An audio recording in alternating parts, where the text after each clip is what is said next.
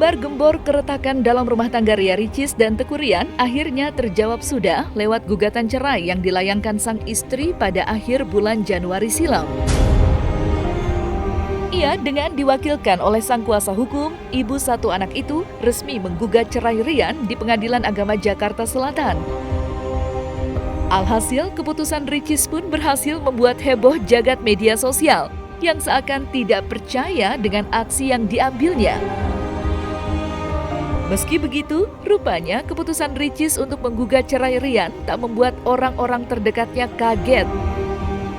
Pasalnya, bagi Zeda Salim, aksi ini terasa senada dengan watak dan personality Ricis yang tak pernah segan untuk mengakhiri suatu hubungan yang tak lagi membuatnya bahagia. Lantas seperti apa sosok seorang Ria Ricis di mata Zeda Salim? Serta benarkah sikap itu membuatnya tak pernah ragu dalam mengambil langkah di kehidupannya?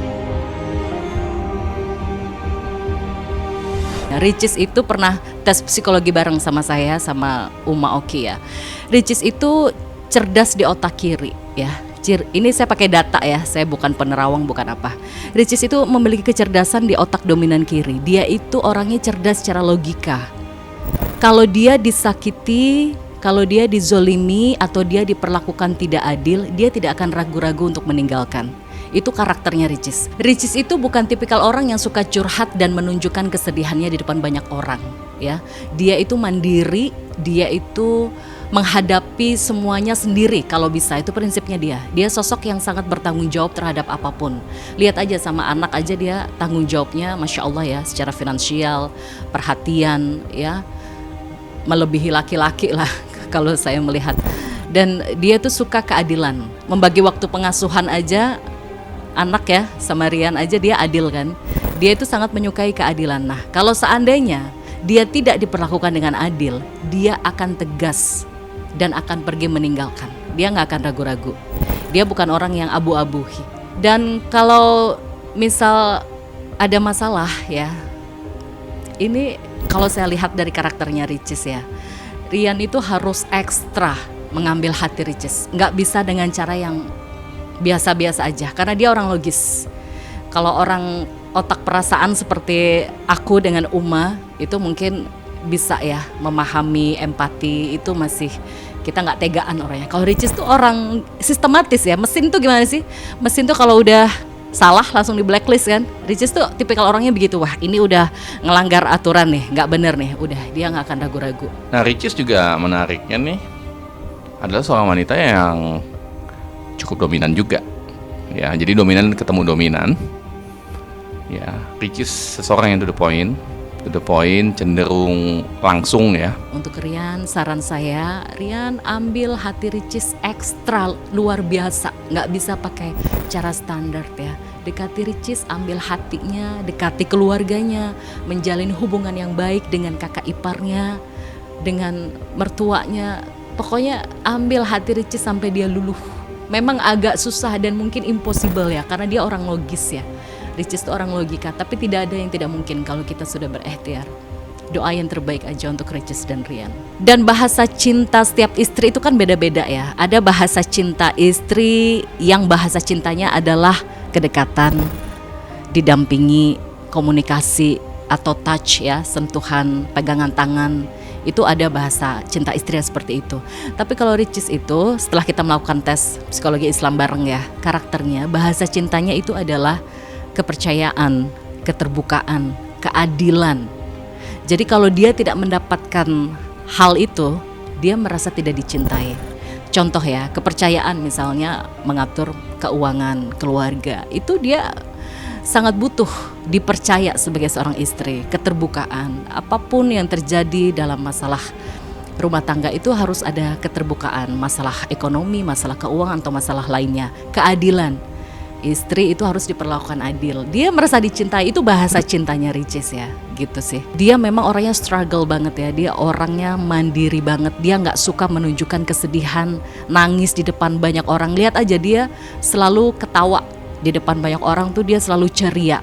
Casingnya aja dia perempuan ya, pakai hijab, terus ceria banget gitu. Tapi kalau lihat dalam nih ya, karakter sesungguhnya nih, mesin otaknya dia tuh Masya Allah, dia tuh laki-laki banget. Dia tuh jiwa kemandiriannya itu benar-benar Masya Allah banget.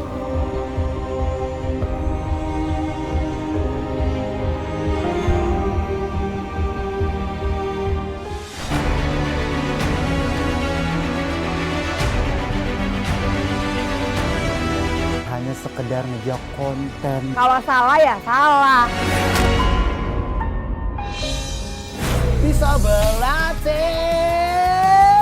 Mau tahu cerita lebih dalam tentang selebriti dan public figure? Saksikan bersama saya Vista Putri pukul 18.00 hanya di Cumi. Visit di cumi-cumi.com.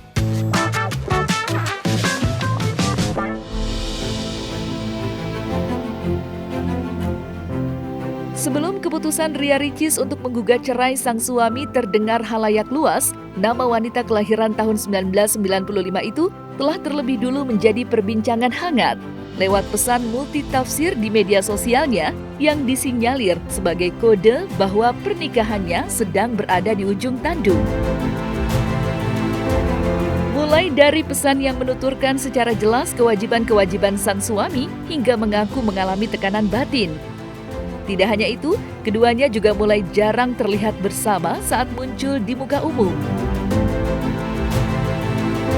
Lantas bagaimana pihak kerabat dari keluarga Ricis saat mendengar kabar bahwa gugatan cerai telah resmi dilayangkan? Serta benarkah pula keputusan ini telah membuat pihak keluarga Ricis merasa kecewa?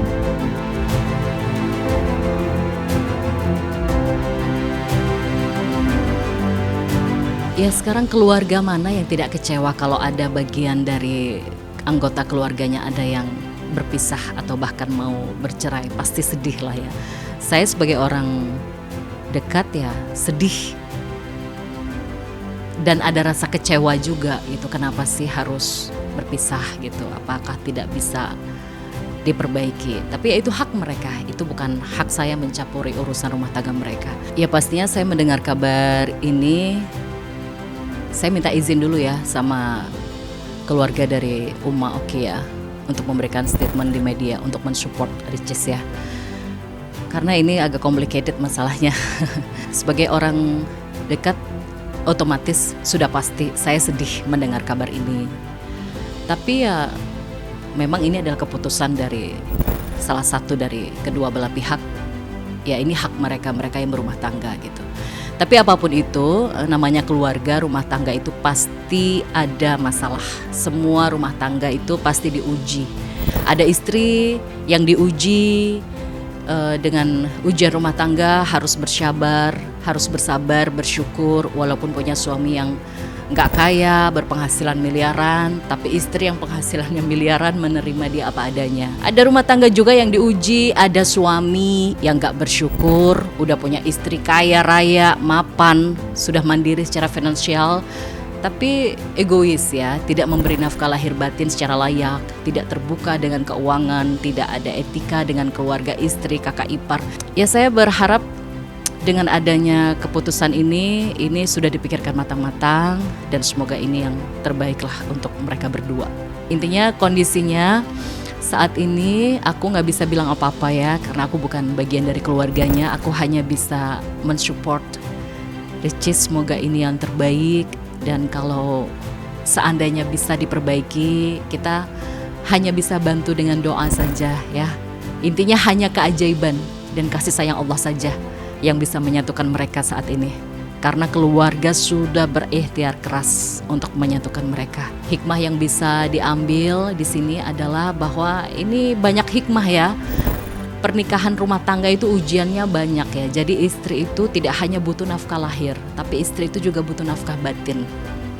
Kalau nafkah lahir istri nggak dapat, istri bisa cari di luar ya. Dihalalkan oleh Allah untuk bekerja, mencari uang untuk menafkahi dirinya secara lahir, untuk makan, beli pakaian. Tapi nafkah batin itu kan nggak bisa didapatkan selain kepada suami gitu. Jadi kalau buat suami-suami di luar sana, jangan sampai tidak memberikan nafkah batin kepada istri. Ujung-ujungnya pasti nanti istri akan tersiksa ya, akan terluka batinnya dan akhirnya dia akan mengajukan khulu atau mengajukan perceraian.